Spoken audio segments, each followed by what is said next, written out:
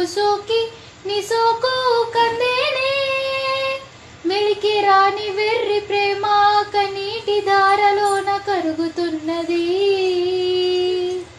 నాదు సోక మోపలేక నీ గుండె బాధపడితే తాళనున్నది.